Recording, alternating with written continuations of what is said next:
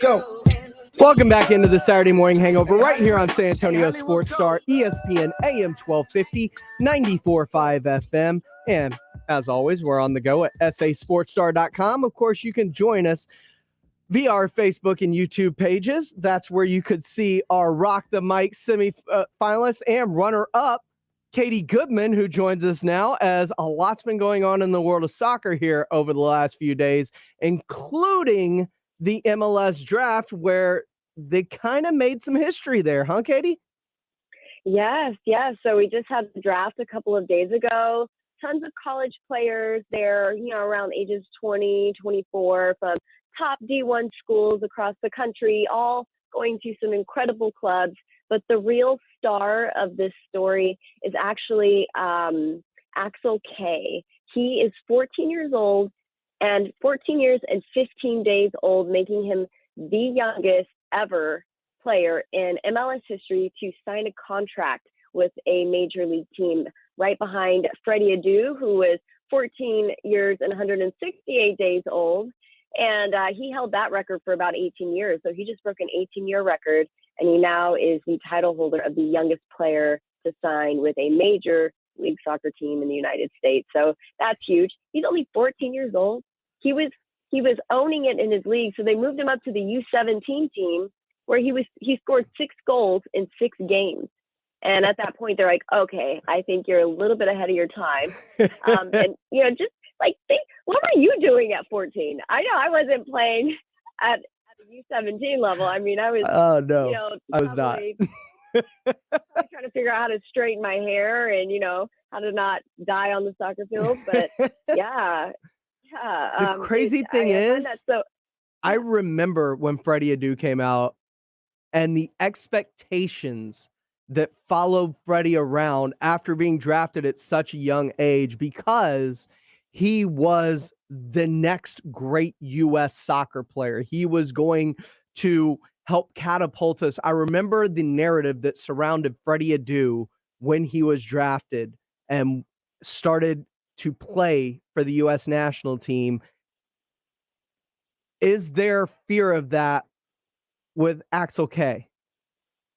Absolutely. I think it's definitely, this club is taking a chance on one of their homegrowns. But here's the thing, they've seen him play from a very young age. And not only that, but he's hanging with a much older age group, which still, U17 is not going to match the speed of Major League Soccer. But I think the fact that they're getting to sign him is they know that probably in about a year and a half, they're going to be able to tell whether he's really going to be a long-term commitment or not. And so that's the thing about, these press releases and media. We hype these poor kids up like they're going to be the next big thing. But I think it's more of showing a commitment to their own club and to their own homegrowns, giving their homegrowns more hope that they can sign with the league that they came up through. There's such a huge gap right now between age 14 to 17 and age 14 to 24. I mean, so much physical development has to occur, mental development has to occur. It is a little early to call it, whether or not, he's going to be the next big thing. But I wouldn't doubt that even if he doesn't stay with RSL, he might end up on another team. But again, there's a lot of players like Ricardo Pepi and on the other one, but there's a couple of players who have been in similar situations, who were signed from a very young age into these MLS teams, and now they're on the U.S. national team, really making waves, doing big things. So it's not unheard of for someone to be this young and to do that well, but it's kind of a waiting game. We just got to wait and see how he does. And I'm aware that overseas this happens a lot. Manchester United, they sign players extremely young to their club team to try to develop them within their own system and bring them up. And that's kind of commonplace overseas. But when it happens here, it just feels like there is a much larger expectation placed upon the player than there is even when you're talking about the Premier League or when you're talking about La Liga. Like, it just feels like as Americans, we feel like we should be better and then we see these young developing phenoms and get them indoctrinated early and then start placing these huge expectations on them that they just can't live up to. Absolutely. And, in Europe, it's so much more commonplace to be at a really high level at a really young age. But here in the United States, you're kind of considered a prodigy, So it's that, I think that's where all the hype comes from is we're so not used to seeing such high development at a young age. And so they probably just want to foster that. They want to have that commitment that, hey, if you're going to be playing with the men's squad, we want to make sure that there's some sort of commitment from you versus, hey, you're going to come in and be our star player, But, I mean, wouldn't you love to be 14 and just have the chance to play at a higher level like that? I mean, even if it doesn't work out, like, dang, you are so far ahead of the curve. It's incredible. Absolutely. In other MLS news, records are just falling all over the place. Youngest player, now we have the biggest MLS contract ever signed at $13 million. Right. $13 million. Insigne from Serie A, the Serie A league in Italy. He's also the captain of Italy's national team who won the Euros this past year.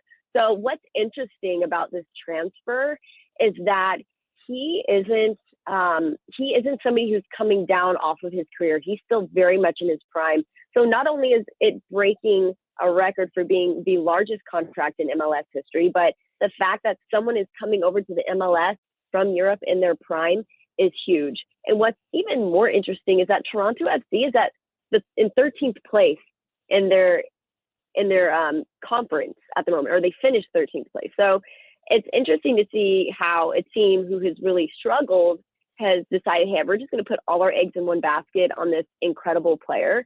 But I'm really interested to see how that happens because so much of the ability that these players have is because of the people surrounding them. They're playing at this incredibly high level. They're used to Italian soccer.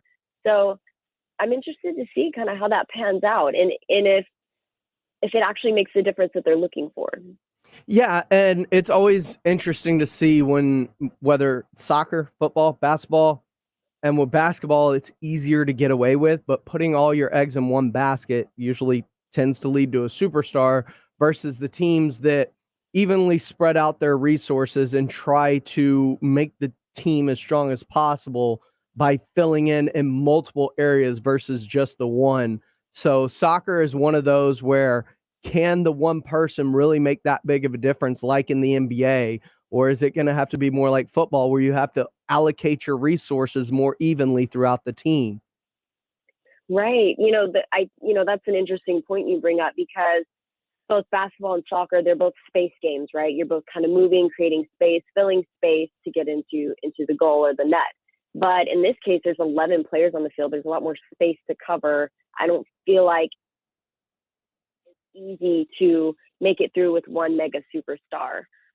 But what's interesting is where did they get that $13 million from? And I feel like if they can get $13 million just out of the blue, who else are they going to start pulling through? They're starting to talk to his teammates. I know that much. There's rumor they're talking to some of his Italian teammates. So maybe I think if they could bring over a second or a third player of that magnitude, they would destroy the league. It would be very much a game changer, and it would put a lot of pressure on the other clubs to start kind of dropping those same dollar amounts. And at the end of the day, it's a money game. Mm-hmm. So if we can buy out Europe, then maybe there's a chance.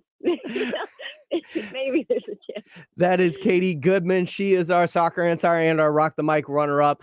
The U.S. men's national team's getting ready to kind of conclude World Cup qualifiers as they got a couple of big games coming up here at the end of the month, starting with El Salvador. Right. I know that they haven't been playing up to expectations, but it feels like they're starting to turn a corner here in the last few matches. Right. I think it's one of those things that don't beat El Salvador on the 27th, then they don't deserve to go to the World Cup. True. I'm just going to say it. I'm sorry. They need to beat them. And, top 3 teams in our group go to World qualifiers, so it's not unheard of. but they're only 1 point behind Canada and 1 point ahead of Mexico. So if they have a loss, they're SOL right now. So if they don't beat El Salvador, they didn't deserve it in the first place. Now, the last time they played Canada, they tied 1-1. We know Canada has really been bringing the heat lately. They're one of those teams that you don't know what to expect.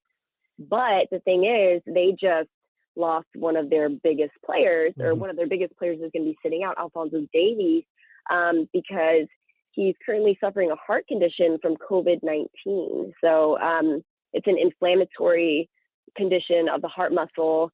And so he's going to have to sit for quite a bit. He's going to be okay, but it's really interesting when you lose a big player like that. And then, to top it off, they're also going to be, the U.S. is going to be playing in Ontario.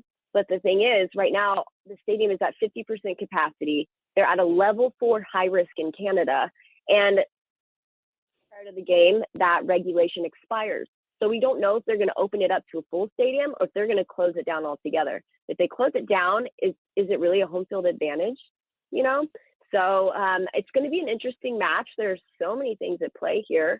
I'm hoping we at least take a win or a tie. If we can take a win or a tie, we'll at a bare minimum make it into the World Cup. And it's going to be interesting, at least following this Davies thing, because we've heard about myocarditis and the effects that COVID-19 had on athletes, but we haven't heard much about it since early initial symptoms and kind of pre-vaccine talk. Like, this was early in the pandemic that we started talking about myocarditis and the long-term effect it could have on athletes. So Alphonso Davies having to sit out because of this heart ailment, that just at least raises my attention level when it comes to all the athletes we've seen recently having to get diagnosed with COVID-19, whether it's a basketball or football. I mean, sports has been a hotbed of positives over the last month and a half, it feels.